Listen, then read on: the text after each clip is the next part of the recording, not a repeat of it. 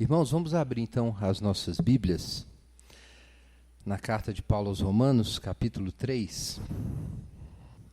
Nós vamos ler Romanos, capítulo 3, versos 21 a 31. Eu quero te pedir que você deixe o dedo aí, em Romanos 3. Nós vamos ler um trechinho do Salmo 143, antes de lermos o nosso texto principal de hoje, que é Romanos 3, versos 21 em diante. Mas o nosso trechinho está no Salmo 143.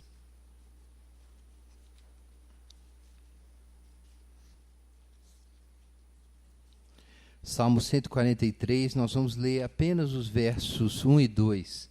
E em seguida, a gente lê Romanos capítulo 3, versos 21 em diante. Então, o Salmo 143, versos 1 e 2. Senhor, ouve a minha oração, dá ouvidos às minhas súplicas. Responde-me conforme a tua fidelidade e justiça. E não condenes o teu servo, porque ninguém é justo diante de ti. Agora sim, Romanos 3, 21 a 31. Mas agora a justiça de Deus se manifestou, sem a lei, atestada pela lei e pelos profetas, isto é, a justiça de Deus por meio da fé em Jesus Cristo para todos os que creem, porque não há distinção. Porque todos pecaram e estão destituídos da glória de Deus, sendo justificados gratuitamente pela sua graça, por meio da redenção que há em Cristo Jesus, a quem Deus ofereceu como sacrifício propiciatório, por meio da fé no seu sangue, para demonstração da sua justiça.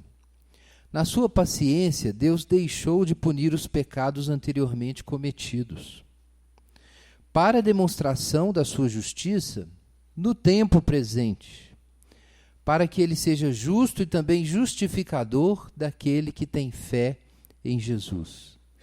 Assim, onde há motivo para orgulho, foi excluído. Por qual lei? Das obras? Não, mas pela lei da fé. Concluímos, pois, que o homem é justificado pela fé, sem as obras da lei. Será que Deus é somente dos judeus? Não é também dos gentios? É também dos gentios, visto que Deus é um só, o qual justificará por meio da fé os da circuncisão e também por meio da fé os da incircuncisão. Por acaso anulamos a lei pela fé? De modo nenhum, pelo contrário, confirmamos a lei. Amém. Pai Santo, em nome de Jesus, pedimos o teu socorro nessa manhã, pedimos que o Senhor ilumine o nosso entendimento e faça a fé brotar no coração de cada um. Em nome de Jesus. Amém. Irmãos, essa é a nossa quinta reflexão, então, sobre a carta aos Romanos.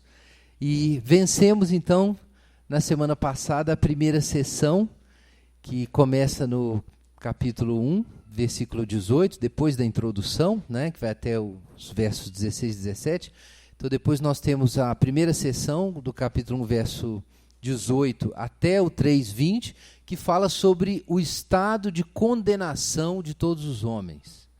Nós gastamos, então, algumas semanas com isso e entramos agora na resposta divina.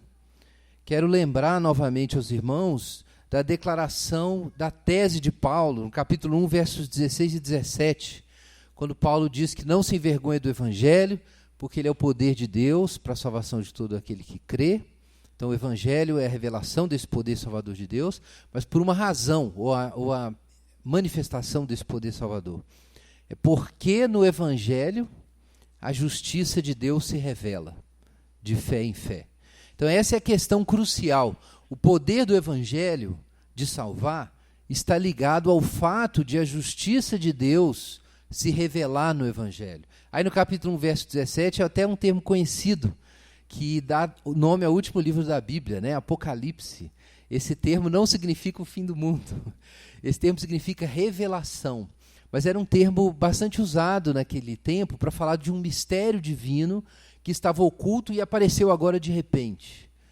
E de repente nós que achávamos que a história ia numa certa direção, ou tínhamos uma vaga ideia de para onde Deus estava levando a história, mas não sabíamos como ele levaria a história nessa direção, então de repente o plano divino se descortina. E nós compreendemos o destino da história e como é que Deus está tomando o presente para levar o presente a esse destino. Então, essa revelação, com esse sentido histórico, essa carga de sentido foi associada a esse termo. Então, Apocalipse é, literalmente, a revelação de Jesus Cristo. É disso que trata o livro. E aqui nós temos Paulo falando sobre um fato que aconteceu. É que a justiça de Deus, que era uma verdade confessada desde a antiguidade, de repente agora está manifesta. Isso é um fato na história da salvação. Fala-se da justiça de Deus em muitos lugares no Antigo Testamento, mas algo novo aconteceu. A justiça de Deus se revelou. E é assim exatamente que o nosso trecho começa. Mas agora a justiça de Deus se manifestou, ou apareceu. Ela estava escondida, ela não estava visível. Mas agora a justiça de Deus se manifestou. Então é importante a gente ter essa perspectiva de que Paulo não está meramente falando, irmãos, de questões, de princípios abstratos, do princípio da justiça, ou de como nós devemos perdoar uns aos outros como um dever moral. Ele não está falando sobre realidades éticas universais e atemporais. Paulo está falando sobre certos fatos que se deram recentemente e que mudaram a nossa perspectiva do que está acontecendo no mundo hoje e de qual é o nosso destino. A justiça de Deus não é apenas, a gente poderia dizer isso, um traço do caráter de Deus ou um atributo de Deus, que é um ensino bíblico também. Paulo não está falando sobre isso. Desde sempre os hebreus sabem que Deus é justo.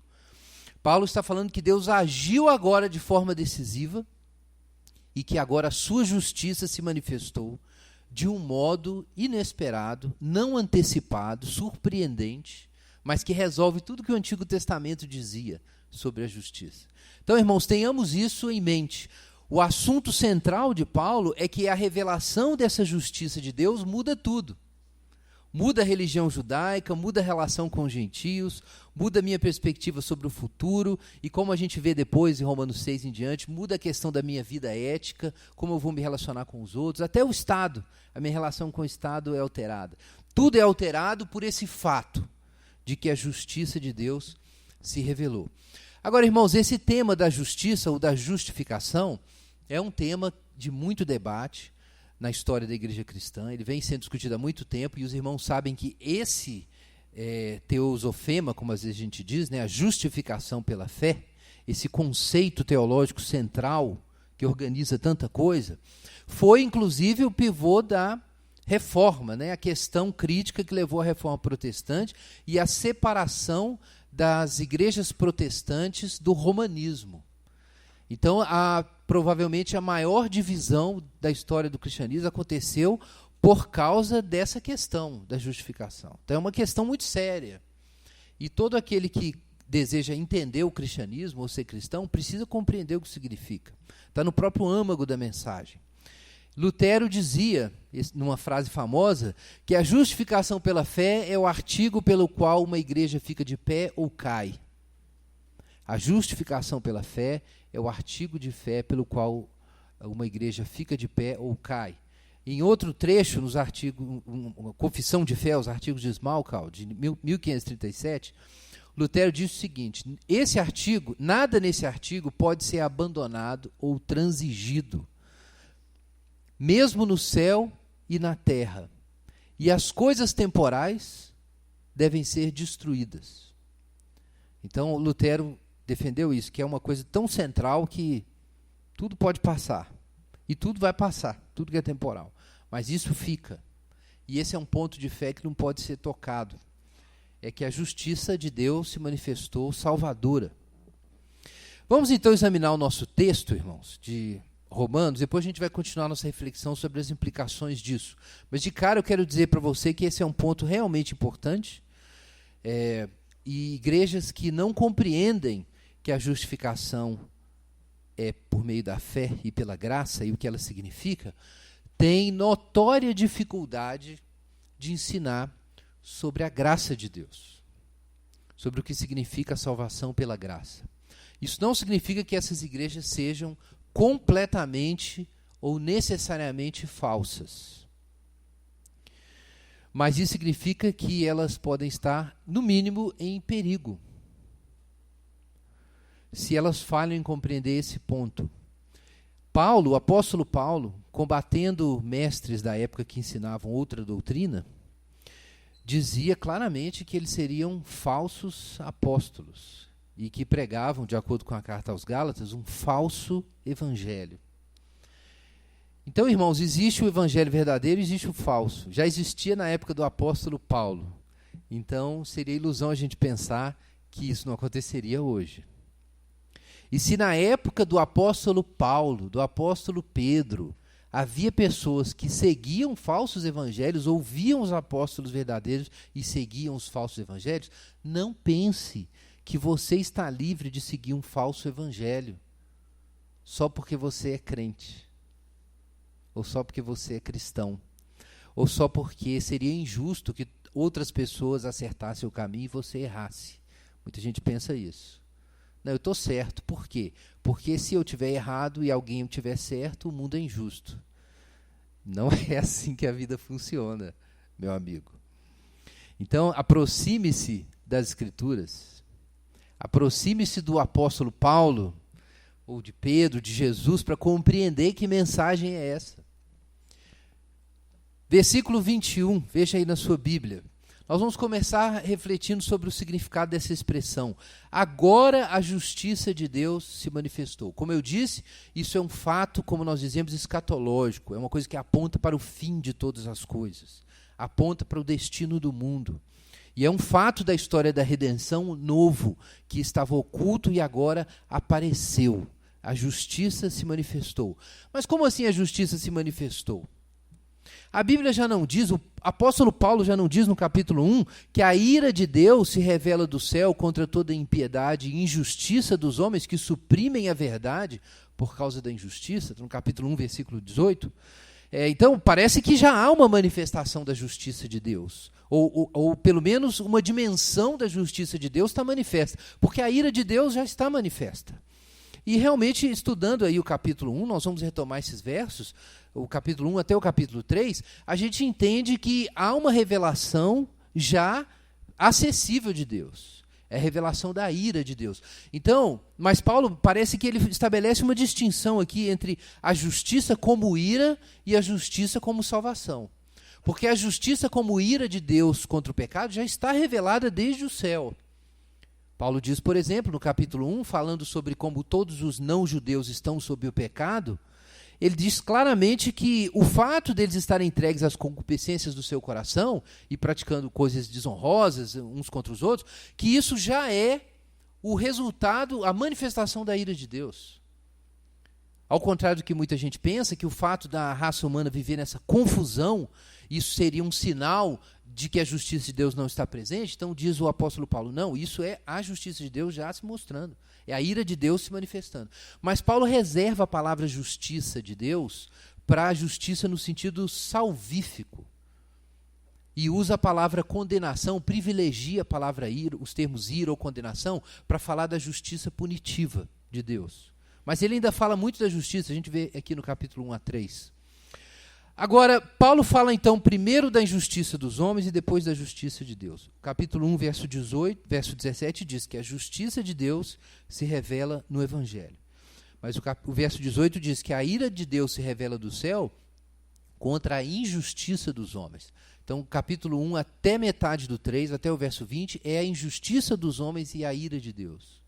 E aí o 3, 21 em diante, é a justiça de Deus e a salvação dos homens. É a resposta de Deus ao que foi apresentado na primeira parte. Abra sua Bíblia em Êxodo, capítulo 23. Aqui nós temos um dos vários trechos do Antigo Testamento que tornam a manifestação da justiça de Deus, nos termos que Paulo falou, tão surpreendente. É o fato de o Antigo Testamento ser aparentemente tão duro, estrito, rígido, no que se refere à ira de Deus contra o pecado. De acordo com o Antigo Testamento, se você pecou, você está condenado. E não há como você enrolar o juiz, que é Deus. Tem jeito de você enrolar ele. Veja aí, Êxodo 23, 7. Cuidado para não fazeres falsas acusações. Não matarás o inocente e o justo, pois não justificarei o ímpio. Deus não vai justificar o ímpio. Deus não vai aceitar que os homens deem golpes no seu universo e se saiam bem no final. Isso não vai acontecer. Então, se você for ímpio, você não será justificado. Percebam, irmãos, que justificação aqui claramente é um ato declarativo. Justificar não é tornar alguém subjetivamente justo. A gente sabe que uma pessoa pode ser inocente ou culpada do ponto de vista do tribunal ou do ponto de vista da realidade. Mas ela pode não ser culpada de um crime e desejar dentro de si cometer esse crime. Então é possível você ser justo ou inocente, ou justo ou ser condenado, ser culpado, do ponto de vista objetivo, do ponto de vista jurídico, ou forense, vamos usar essa expressão para se referir a isso. Mas você pode ser, num outro nível, culpado ou não, no nível existencial. Se do fundo do seu coração você queria ter cometido aquele crime, você queria ter roubado aqueles objetos, ou você queria ter matado alguém, e você, por exemplo, não realizou isso por covardia, ou por falta de oportunidade, de repente você só era um ladrão, um assassino incompetente. E você nunca foi culpado por aquele crime porque não deu certo, ou porque você não teve coragem de tentar realizar, ou não teve oportunidade. Mas, na alma, você não é justo. Moralmente falando, nesse caso, você é injusto. Moralmente falando, você é injusto. Então, a gente pode falar sobre ser justo do ponto de vista do caráter, do ponto de vista da sua estrutura moral, da sua posição diante da lei divina e interna, e a gente pode falar do ponto de vista efetivo, de como você se comportou diante das limitações, ordenamentos, obrigações da lei. Então a gente pode distinguir a justiça nesse sentido moral e no sentido jurídico. Elas não estão separadas, tá, irmãos? Estão conectadas. Mas é interessante observar que no Antigo Testamento, em vários momentos, a questão da justiça é tratada em termos próximos do que seria o forense, ou o posicional, o jurídico. Então aqui, por exemplo, não justificarei o ímpio. Bom, o sujeito é ímpio porque ele fez o mal, ou porque ele desejava praticar o mal. Ele tem uma culpa nele. Agora o Senhor diz que não vai justificar o sujeito que efetivamente foi ímpio. O que seria justificar? Aqui seria claramente uma coisa forense. Seria o que Deus diz sobre a posição daquele indivíduo diante da lei. Então, quem é que Deus justifica? O justo. E quem é que ele condena? O ímpio. Deus justifica o justo, condena o ímpio. O que é isso? O justo é acusado. Então, diante do tribunal, Deus diz, não, esse sujeito é inocente, ele é justo. E bate o martelo. Então, nessa hora, o sujeito está justificado. E o ímpio? Na hora que o crime do ímpio é examinado, e as provas são levantadas, a evidência é confirmada, e o juiz bate o martelo, então, nesse momento, o sujeito foi condenado. Então, é isso que Deus está falando. Justificar, aqui, tem um sentido forense, declarativo. É importante ter isso em mente, porque quando o Paulo está falando sobre justificação, embora em alguns momentos ele fale realmente sobre justiça como um aspecto de caráter, quando usa esse termo, justificação, ele está se referindo a um ato declarativo de Deus. A Deus pronunciar uma sentença ou dizer algo sobre a sua condição e o seu destino. Então Deus está dizendo aqui que ele não vai dizer para um sujeito que é ímpio que está tudo bem com ele. A sentença, quando for pronunciada, vai ser justa. O veredito que vai ser apresentado vai ser de acordo com a realidade. Mas a justificação é esse momento da declaração, do veredito. Veja Deuteronômio 25.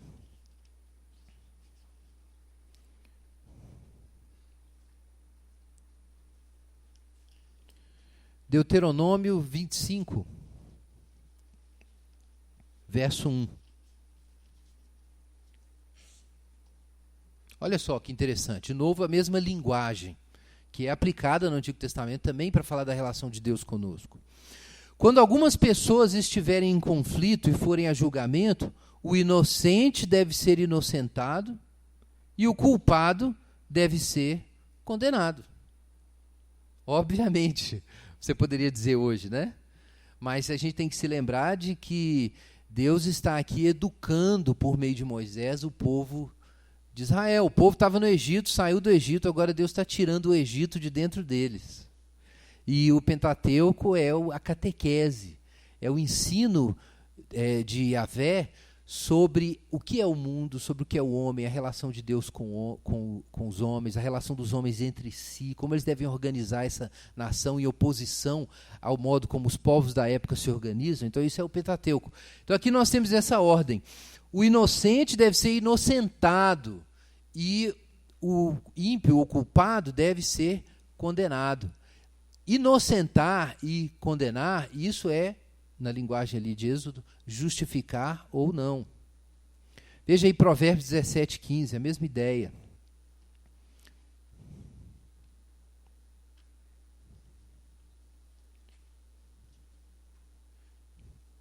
Então o Senhor não apenas diz que ele não vai inocentar, não vai justificar o ímpio, mas ele também dá essa ordem.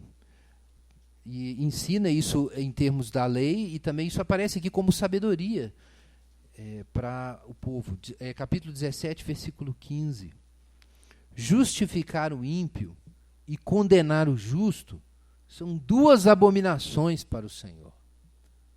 Justificar o ímpio e condenar o justo são abominações ao Senhor.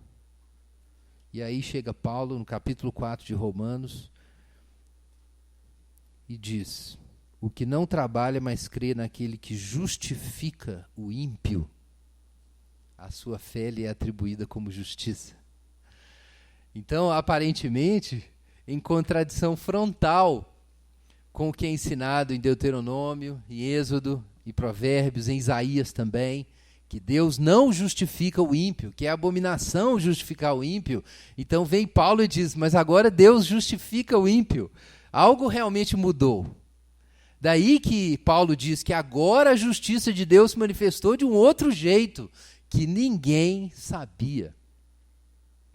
Alguma coisa teve que mudar, para acontecer, para Paulo mudar a linguagem. Aliás, quase que de uma forma irônica, ele usa a mesma expressão. Ele inverte a mesma expressão que a gente encontra ali no Antigo Testamento. Mas eu quero, nesse primeiro momento, irmão, chamar a atenção para o aspecto declarativo disso. No Antigo Testamento a gente encontra mais de uma vez essa questão. Em Jó, por exemplo, ou em Isaías, de Deus, ou os homens mencionando isso, mas principalmente Deus convocando o homem a se apresentar, para apresentar suas razões, para se justificar diante dele. E aí o sentido é esse, o sentido posicional, forense, declarativo. Em Romanos 2, veja aí na sua Bíblia. Romanos 2, a gente já estudou esse texto, capítulo 2, versos 13 e 16. Nós temos aqui de forma sintética o que Paulo entende, como os judeus da época entendiam, que é esse momento da justificação divina. Capítulo 2, verso 13, vejam aí. Quero lembrar aos irmãos que os versos 14 e 15 são um parênteses. A gente estudou esse texto. Então nós pulamos direto do verso 13 para o 16. Veja como fica, como soa o fluxo do texto. Acompanhe na sua Bíblia, senão você não entende. Pois diante de Deus não são justos os que ouvem a lei, mas os que praticam, estes serão justificados, verso 16, no dia em que Deus julgar os pensamentos secretos dos homens por Cristo Jesus, segundo o meu evangelho. Ora, aqui Paulo está perfeitamente de acordo com Êxodo, com os textos que a gente leu, Deuteronômio, com o texto de Provérbios. Quem é que Deus vai justificar? Ele vai justificar o justo, os que praticam a lei. Em outras palavras, quem é o justo? O que cumpre a lei divina, toda a lei divina.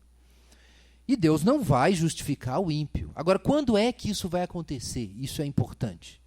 No dia em que Deus julgar os pensamentos secretos dos homens. Então aqui Paulo está expressando a convicção judaica típica do seu tempo, que tem fundamento no Antigo Testamento e era muito divulgada na época. Jesus expressa a mesma visão, de que vai haver um juízo final. E ele é chamado de o dia do Senhor. É um dia especial. O juízo final é que é o dia do julgamento em que os homens serão justificados ou condenados. Só que eles serão justificados ou condenados não apenas em termos do que fizeram, mas até em termos dos seus pensamentos e intenções. Então essa é a justiça perfeita. A realidade sobre quem nós somos, os desejos, o que nós imaginamos, as prioridades que a gente estabeleceu, as motivações por trás das nossas ações e das nossas palavras, tudo isso naquele dia vai ser julgado. Os segredos dos homens vão ser julgados. E nesse dia só vai ser justificado quem foi justo. Mas o problema, diz Paulo, é que ninguém é justo. Esse é o problema. Então lascou, né? Capítulo 3, versículo 20. Não, capítulo 3, versículo 9. Então, somos nós, judeus, os religiosos, as pessoas boas, que praticam as boas obras, somos superiores a eles? De modo nenhum, pois já demonstramos que tanto judeus como gregos estão todos debaixo do pecado. Gregos aqui é um termo para falar de todos os não-judeus, tá? Não pense que você é brasileiro, não é grego, que você vai escapar dessa. O judeu e o grego são os hebreus e todos os outros, os não-judeus, que eram chamados naquela época de gregos, tomando a parte pelo todo. Verso 19. Ora, sabemos que o que a lei diz aos que estão debaixo da lei, para que toda boca se cale e todo mundo fique sujeito ao julgamento de Deus, porque ninguém será justificado diante de Deus pelas obras da lei, pois pela lei vem o pleno conhecimento do pecado. Então Paulo diz, em tese, no dia do juízo, quem for justo vai ser justificado. Só que não. Por quê? Porque todo mundo está sob o pecado. A lei tão somente revela o grau e a extensão da nossa pecaminosidade. E pronto. Estamos todos sob o juízo de Deus. Ninguém é bom. Paulo diz aqui, não há um justo, nenhum sequer, no verso 10. Ninguém busca a Deus, no verso 11. Todos se tornaram inúteis e ninguém faz o bem, verso 12. E assim por diante, aí do capítulo 3. Todos estão condenados. Então, no dia do juízo, que ainda nós estamos aguardando, é que vai acontecer a justificação ou alguém pode ser inocentado, pode ser justificado, né? Ou pode ser condenado, perdão. Então, a justificação é um ato declarativo. Irmãos, é importante compreender esse ponto, porque na época de Lutero, a doutrina comum é de que a justificação seria o momento em que Deus perdoa o seu pecado e Deus infunde em você a justiça de Cristo como um caráter, uma semente de bondade. E aí o que acontece? Para você ser totalmente justo, além de ter seus pecados removidos, você precisa deixar essa justiça de Jesus que foi posta dentro de você trabalhar na sua vida, para você se tornar uma pessoa cada vez melhor e mais justa. Para que você, então, no dia do julgamento, tenha méritos suficientes e não fique no purgatório e você possa ir para o céu. Em outras palavras, o que significa na prática? Que justificação pela fé significa o lado negativo é removido, a sua culpa é removida, e você ganha condições de se tornar justo diante de Deus. Isso é a concepção católico-romana clássica de justificação. O pecado é removido e você ganha condições espirituais de se tornar justo. Mas qual era o problema que Lutero descobriu a respeito disso?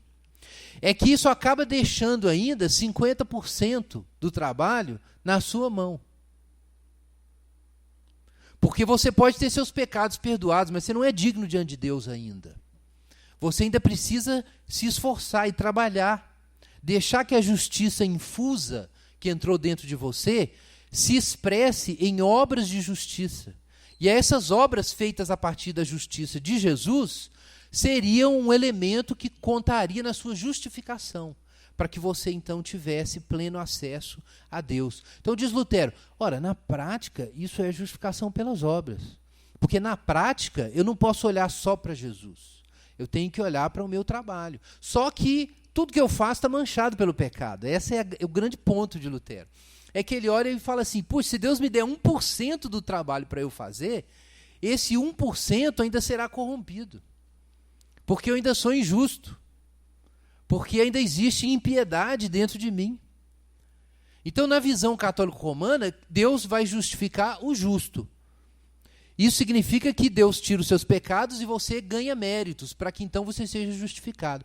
Aí diz Lutero o seguinte, isso não é possível, porque de acordo com Romanos 4, Deus justifica o ímpio. Se Deus justifica o ímpio, eu não tenho que me tornar justo primeiro com a ajuda de Deus para depois ser justificado. Eu sou justificado nessa condição que eu estou. Eu sou ímpio, aí eu sou justificado. Aí minha vida muda. Mas se realmente eu precisar me tornar justo na prática para depois ser justificado, voltamos ao judaísmo. Voltamos à crença de que Deus nos escolheu, isso é a graça. Mas agora eu preciso me tornar digno de Deus pelas minhas obras. Só que nós somos pecadores, continuamos cometendo pecado, tudo que nós fazemos continua manchado pelo pecado. Então, por isso Lutero não tinha paz com essa doutrina romanista, que é uma espécie de fusão de ideias gregas e do judaísmo com o ensino da graça do apóstolo Paulo. Então vejam aí Romanos 8:33, um outro trecho do apóstolo Paulo que ajuda a iluminar esse caráter forense da justificação. Capítulo 8, versículo 33. Quem trará acusação contra os escolhidos de Deus? É Deus quem os justifica. Irmãos, vejam aqui que justificação está em oposição à acusação. Ora, a acusação é claramente um fenômeno judicial ou justicial. Quando você acusa alguém, você está dizendo que alguém é moralmente ou juridicamente culpado. É isso que você está fazendo. E então, justificação é o oposto disso. Alguém acusa e Deus justifica. Então, justificação é uma declaração divina, tem um caráter forense. É uma declaração de Deus sobre o seu status diante da lei divina. Se você está devendo ou não. Se você tem culpa ou não tem. Isso é justificação. É uma declaração divina. Não é uma infusão de justiça. Não se trata disso. Tem outros textos que falam dessa ideia de levar em conta. Por exemplo, Gálatas 4 a gente tem isso. 2 Coríntios nós temos a mesma ideia. 2 Coríntios capítulo 5, que Deus não leva em conta os pecados cometidos. A gente tem a mesma coisa aqui em Romanos capítulo 3, versículo 25. Deus deixou de punir os pecados anteriormente cometidos para demonstração da sua justiça no momento presente.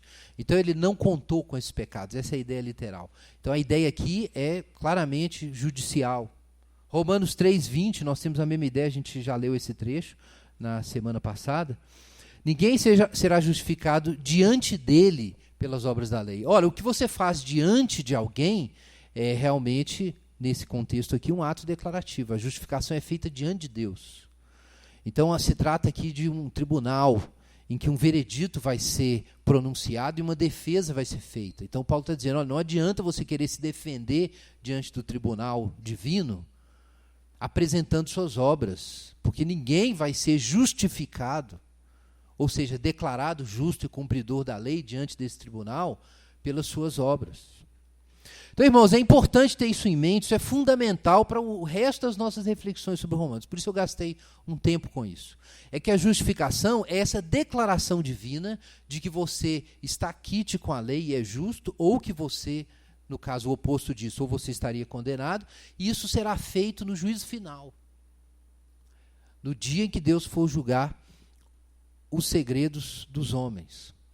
Agora, irmãos, tendo em vista Veja aí, voltando ao nosso texto, capítulo 3, verso 23. Que todos pecaram, então, a princípio, o que a justiça de Deus significaria? Que todos estão condenados. Isso é o que dá para saber da justiça de Deus até o capítulo 3, verso 20. Por isso, o versículo 21 traz uma novidade tão importante. Do que nós sabemos, a justiça de Deus significa que está todo mundo condenado. Mas um fato novo aconteceu. Versículo 21. Agora a justiça de Deus se manifestou. Então, que justiça é essa? É uma outra justiça, ou um outro aspecto da justiça de Deus que não estava claramente comunicado, ou descrito no Antigo Testamento. Embora o nosso texto é claro, essa justiça estivesse atestada, em verso 21, pela lei e pelos profetas. Veja, ela não estava manifesta. O termo aqui é realmente aparecer, literalmente. Ela não tinha aparecido, mas ela era testemunhada pela lei e pelos profetas.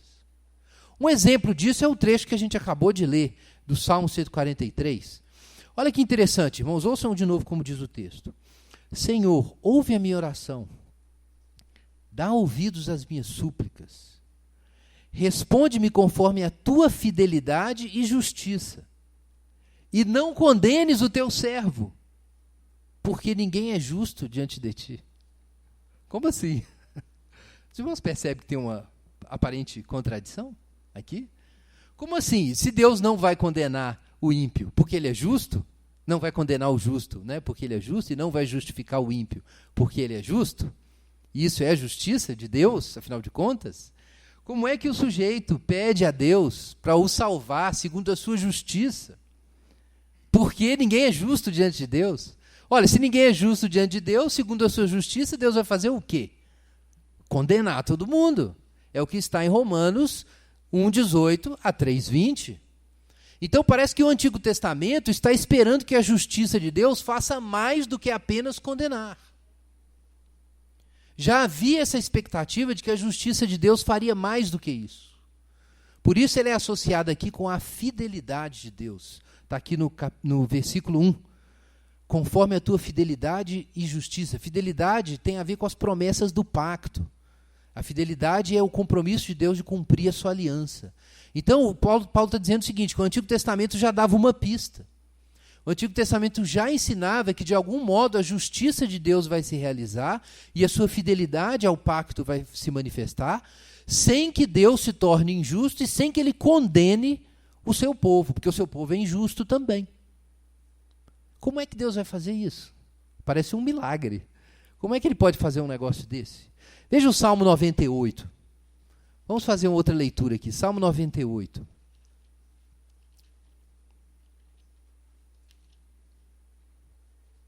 Vamos ler os versículos 2 e 3.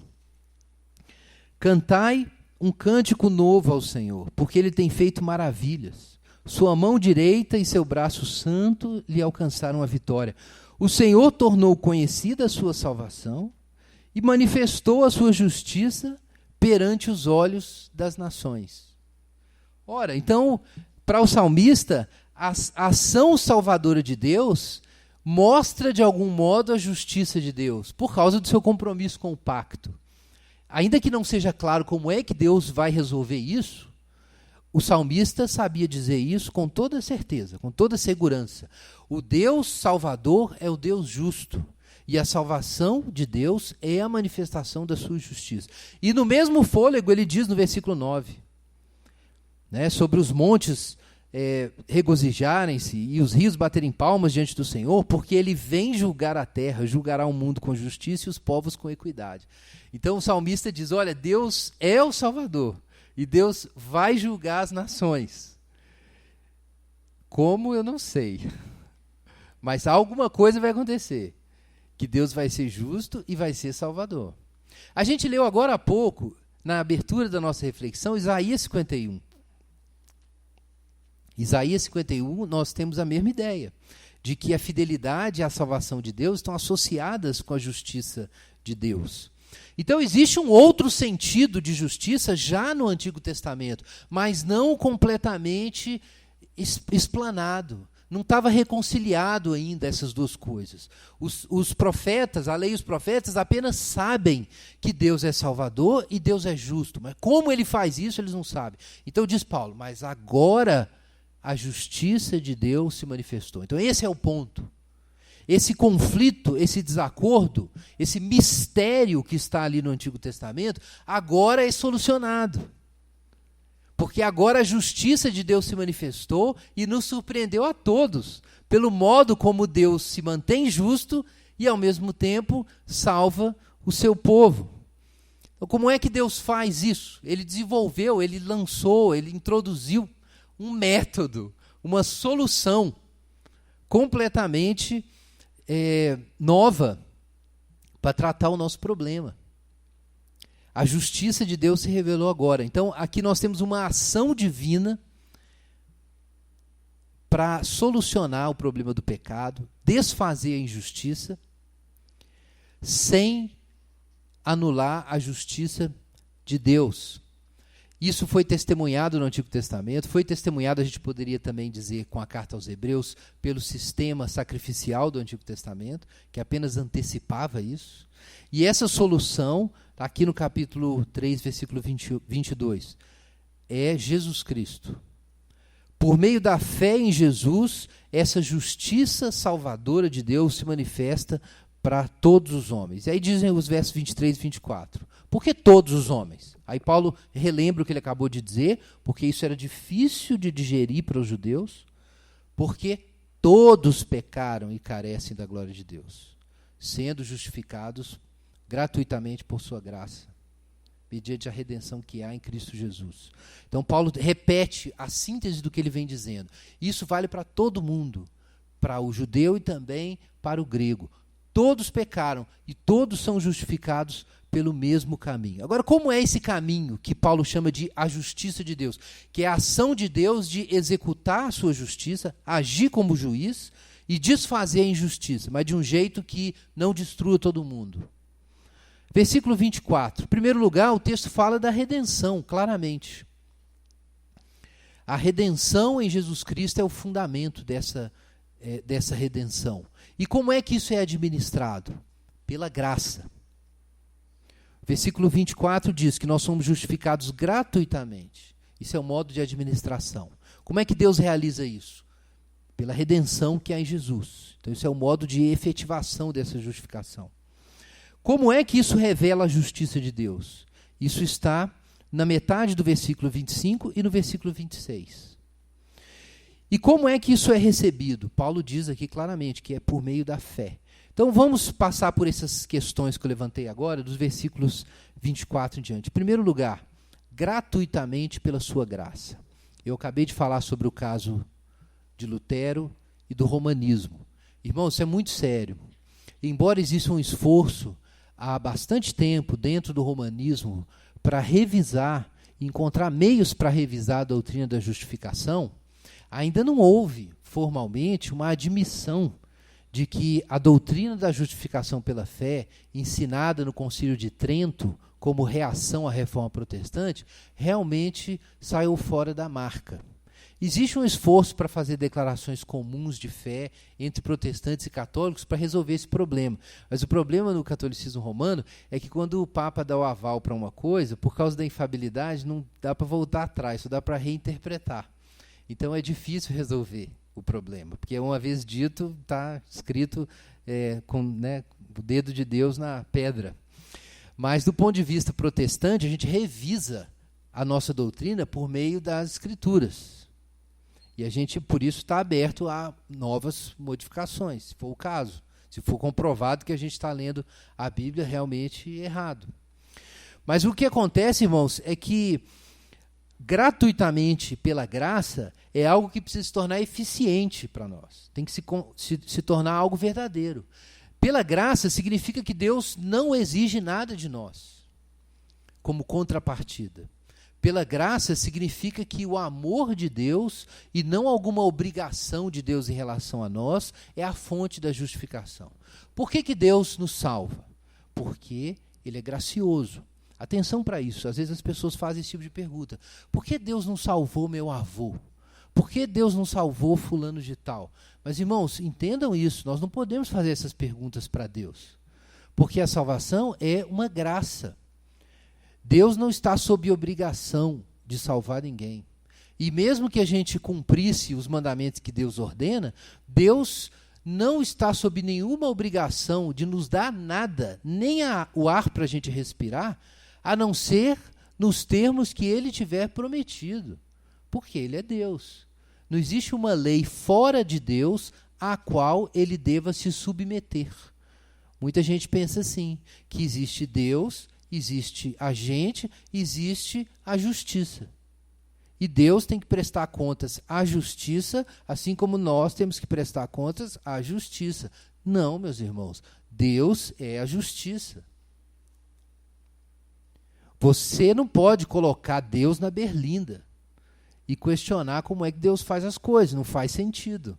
A não ser que você tenha uma concepção politeísta da divindade, em que os atributos, as potências divinas, os aspectos da divindade estão distribuídos entre várias forças no universo. Aí uma tem que prestar contas à outra, né? Mas aí a gente voltou para a Grécia Antiga, né? O paganismo. Não se trata disso. A gente crê em um único Deus, que é a fonte de todo o bem, a fonte de toda justiça. Então não faz sentido colocar Deus contra Deus, não é o ponto. Então, se Deus faz uma coisa, o nosso trabalho é outro. É como a gente lida com a verdade. A questão é como nós devemos compreender o que Deus fez. Certamente haverá limites para a gente compreender, mas se Ele fez alguma coisa e Ele é justo, então aquilo é justo.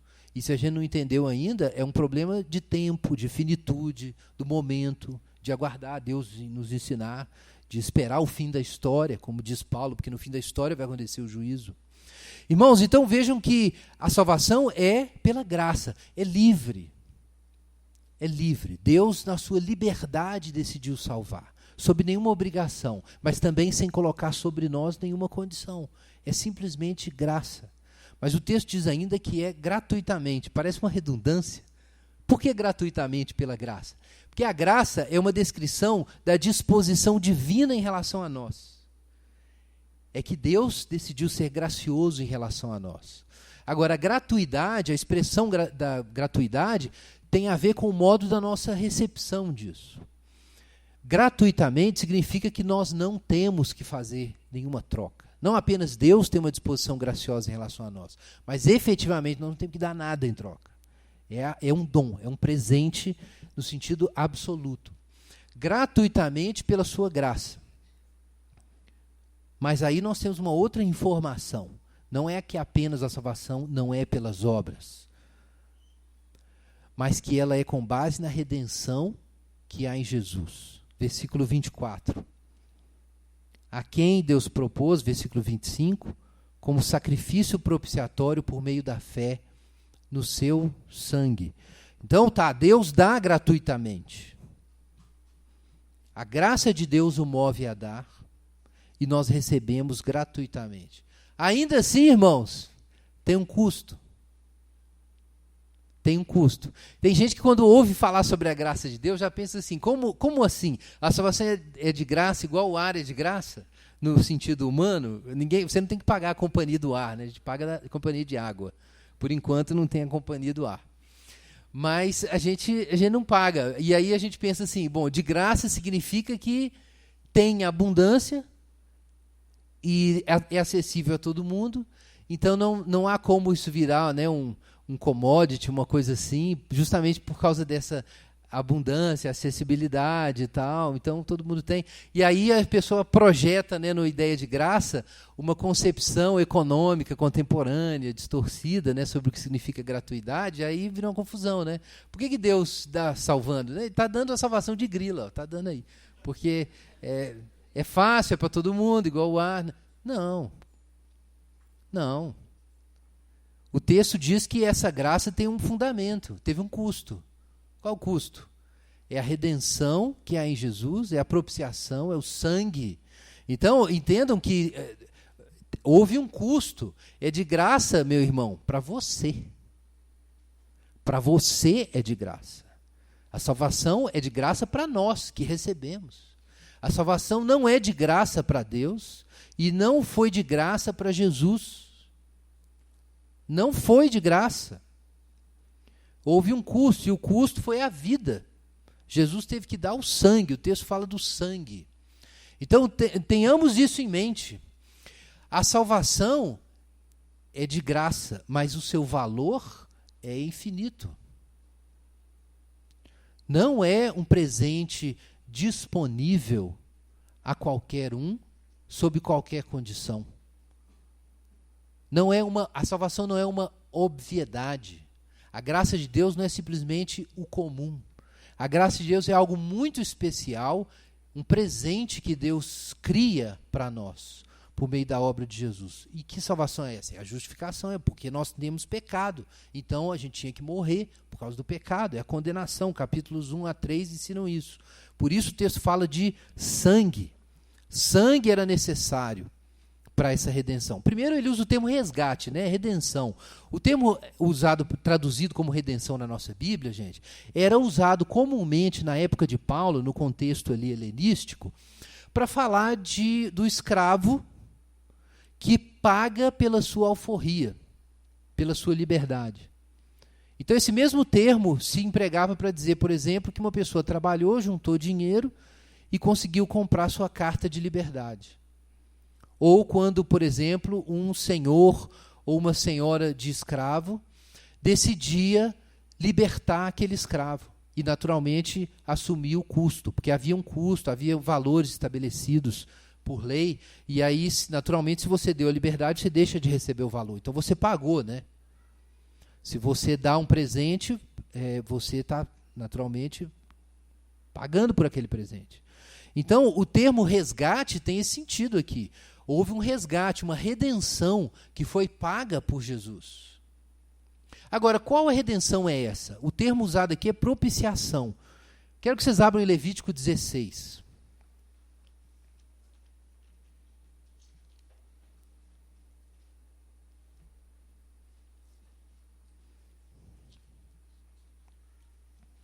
Levítico 16, versículo 2.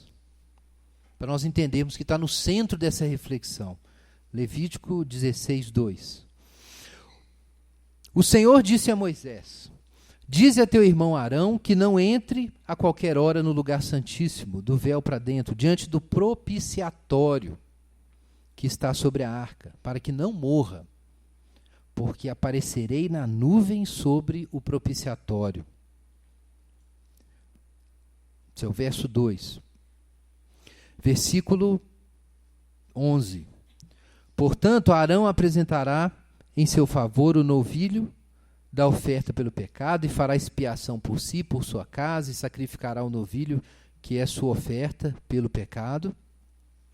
Então pegará um incensário cheio de brasas tiradas do altar diante do Senhor, e 2 punhados de incenso aromático, bem moído, e os levará para além do véu, porá o incenso sobre o fogo diante do Senhor, a fim de que a nuvem do incenso cubra o propiciatório que está sobre o testemunho, para que ele não morra, e pegará um pouco do sangue do novilho e aspergirá com o dedo sobre o propiciatório no lado oriental, e aspergirá o sangue 7 vezes com o dedo diante do propiciatório. Versículo 15. Depois sacrificará o bode da oferta pelo pecado em favor do povo e levará o sangue do bode para além do véu. E diante do propiciatório fará com ele como fez com o sangue do novilho, aspergindo-o sobre o propiciatório. Versículo 29. Isso também será para vós um estatuto perpétuo. No dia 10 do 7º mês, vos humilhareis e não fareis trabalho algum, nem natural, nem o estrangeiro, nem o natural, nem o estrangeiro que vive entre vós, porque nesse dia se fará expiação por vós para vos purificar. Sereis purificados de todos os vossos pecados diante do Senhor. Não é o caso da gente se estender sobre isso, você pode ler a carta aos Hebreus para compreender como todo esse sistema era simbólico e não removia realmente os pecados, mas a fé que as pessoas tinham na palavra de Deus antecipava a justificação que se manifestaria em Jesus. Por isso Paulo diz que essa justiça que se manifestou agora estava testemunhada pela lei e pelos profetas. Aqui a gente tem um outro testemunho. Mas o que diz aqui Levítico? Que era necessário que o sumo sacerdote entrasse no Santo dos Santos no dia da expiação. Então a gente sabe que o tabernáculo tinha essas 3 partes, né? O átrio, o lugar santo e o Santo dos Santos, e só o sumo sacerdote podia entrar lá. E lá estava a Arca da Aliança. E dentro da Arca da Aliança estava a lei, e essa lei tinha sido quebrada. Então o Arão, que é o sumo sacerdote, ele vai entrar no Santo dos Santos com o sangue, e vai aspergir o sangue sobre o propiciatório, que é a tampa da arca. E essa tampa era contemplada, né, por querubins, que representam ali a santidade e a justiça de Deus. E depois que o sangue é posto ali, então a glória de Deus se manifesta sobre o propiciatório. O que o propiciatório representa, irmãos?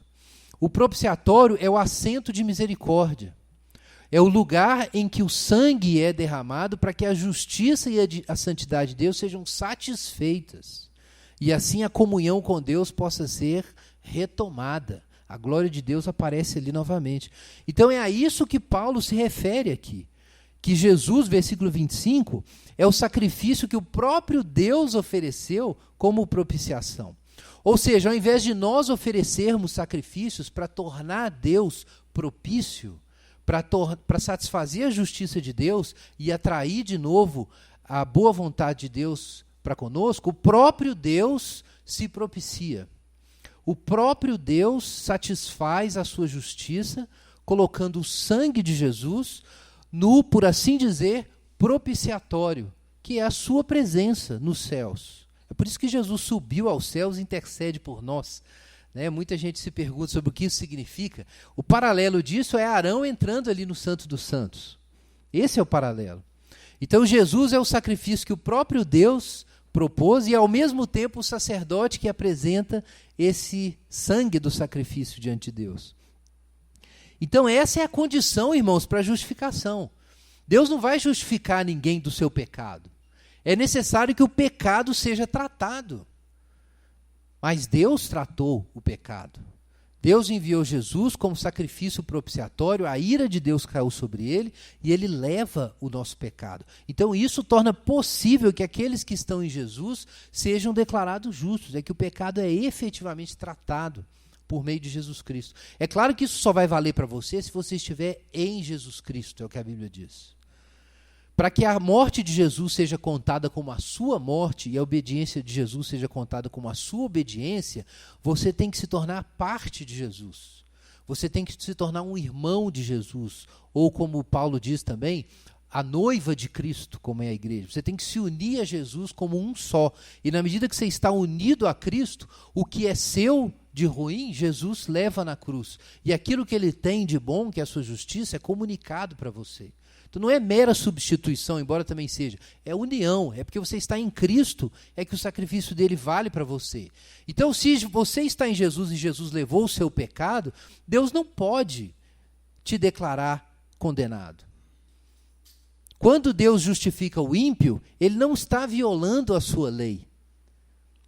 Porque ele condenou a impiedade em Jesus. E ele está declarando justo o Jesus que o obedeceu até o fim.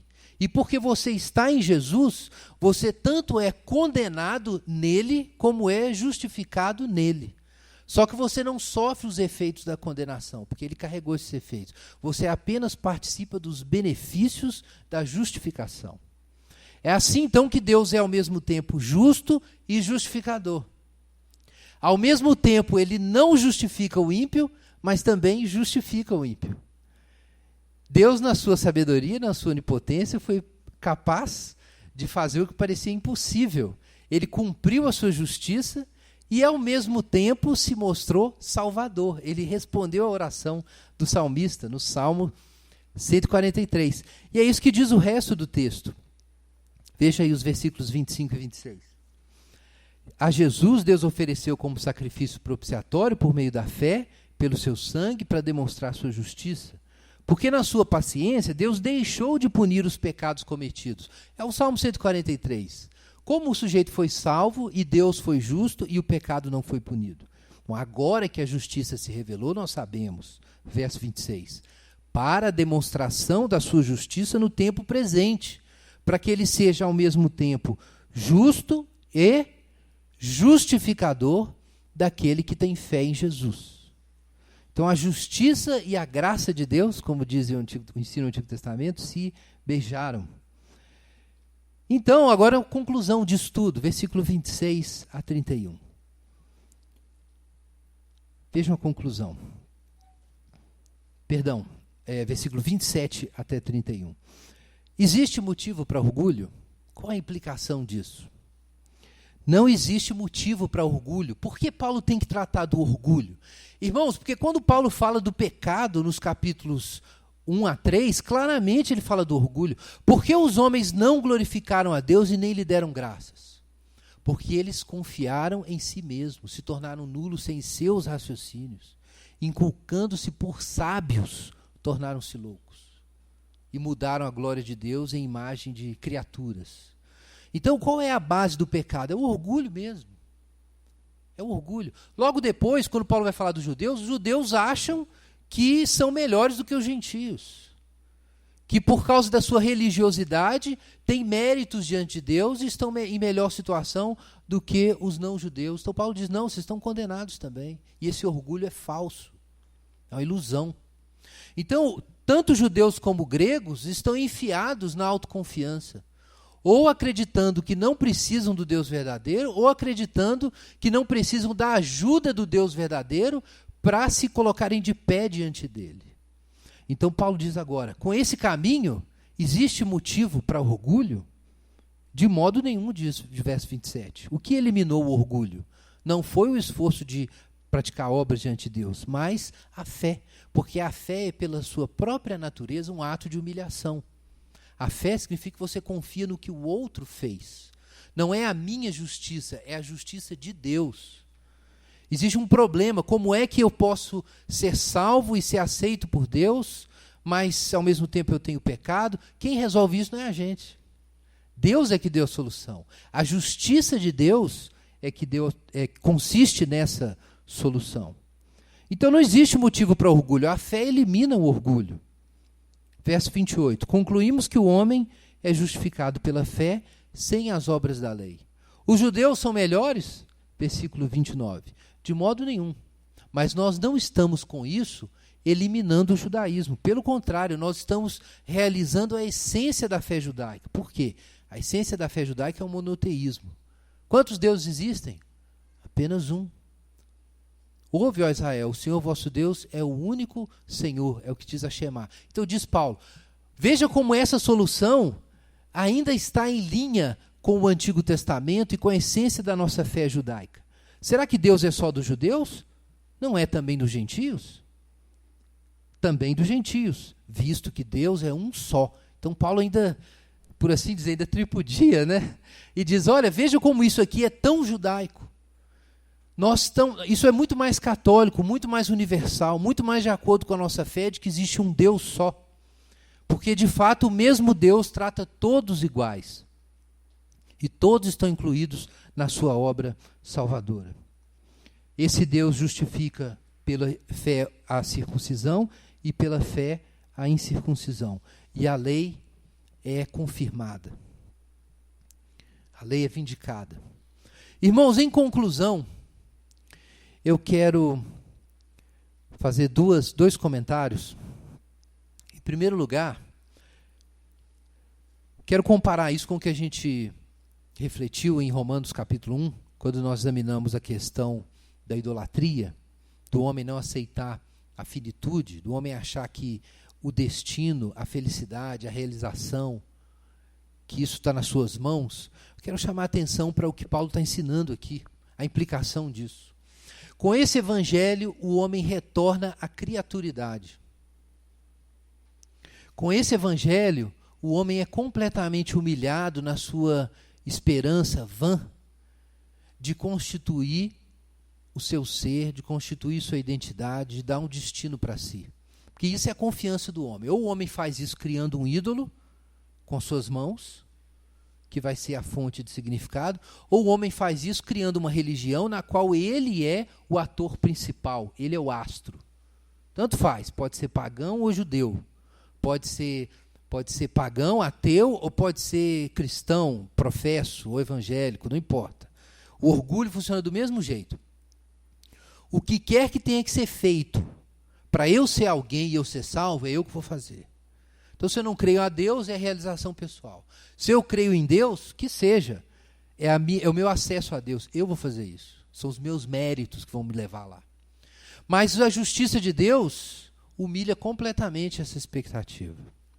A justiça de Deus, irmão, significa que não pode haver um caminho para Deus que não seja feito pelo próprio Deus. Na verdade, sendo nós criaturas, é claro que se Deus não quiser que a gente chegue a Ele, a gente não vai chegar. Se tiver na nossa mão, a gente não pode alcançar isso. Se há um acesso a Deus, se há um relacionamento com Deus, só Ele pode criar. Que relacionamento pode haver com Deus que não seja um relacionamento que Ele mesmo crie? É isso que significa a justiça de Deus. Deus trata o problema do pecado e só Ele pode tratar o problema do pecado. É claro que a gente pode falar isso em tese, mas é porque efetivamente aconteceu. A justiça de Deus se manifestou. Então a gente tem esse fato de que Deus agiu em nossa direção. E o Evangelho é isso, não é o que a gente faz, é o que Deus fez. Não é o nosso desempenho, não é a nossa capacidade de corresponder a padrões divinos. Não é a nossa capacidade da religião ou de sermos boas pessoas ou seres humanos corretos. Se trata não do que a gente faz, mas do que Deus fez. Isso vale para o cristão.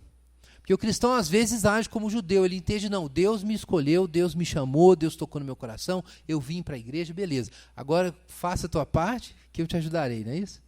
Então, agora que Deus fez a primeira parte, eu faço o resto. Não, meu irmão. Isso é idolatria, orgulho. Pode parecer humildade, piedade, mas é pecado. É uma forma travestida do mesmo pecado da idolatria, de você construir imagens de Deus, ao invés de ser a imagem de Deus que você já é.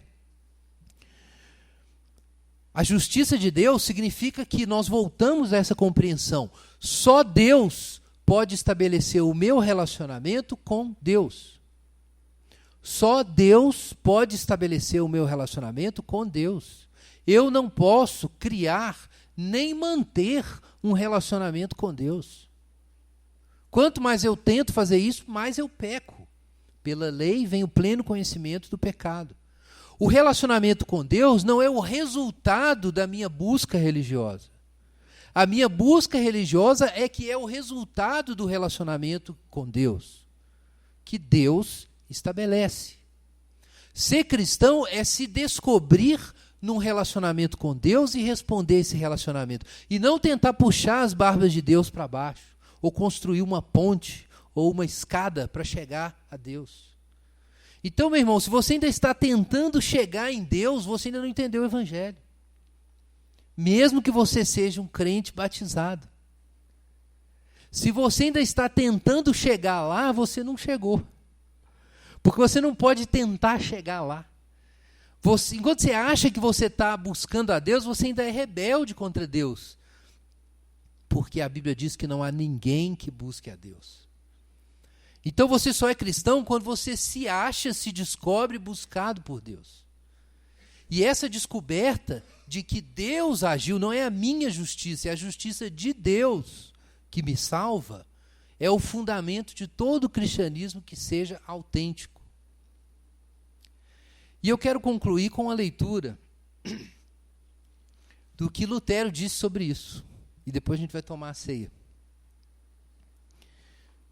Perto do fim da sua vida, Lutero lembrava que, como monge, a expressão justiça de Deus o enchia de terror, porque lembrava a condenação. Romanos 1,17 enchia de terror a sua alma. Todas suas tentativas de satisfazer a Deus, orações, jejuns, vigílias, boas obras, deixavam-no com a consciência totalmente intranquila. Seu humor variava do desespero por todos os seus erros a uma ira fervente em relação a Deus. Palavras dele agora. Eu não amava, na verdade. Antes odiava aquele Deus que punia pecadores.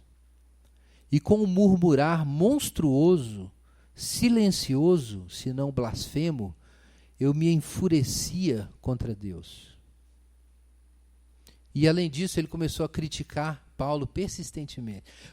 Lutero, estudando a Bíblia e não entendendo a justiça de Deus, começou a ficar com raiva de Paulo, com a raiva de Romanos. Até que um dia, ouçam, comecei a entender que a justiça de Deus significava aquela justiça pela qual o homem justo vive mediante o dom de Deus, por meio da fé. É isso que significa. A justiça de Deus é revelada pelo Evangelho. Uma justiça passiva, com a qual o Deus misericordioso nos justifica pela fé, como está escrito: aquele que pela fé é justo, viverá. Aqui senti que estava nascendo completamente de novo e havia entrado no próprio paraíso através de portões abertos. Vamos orar.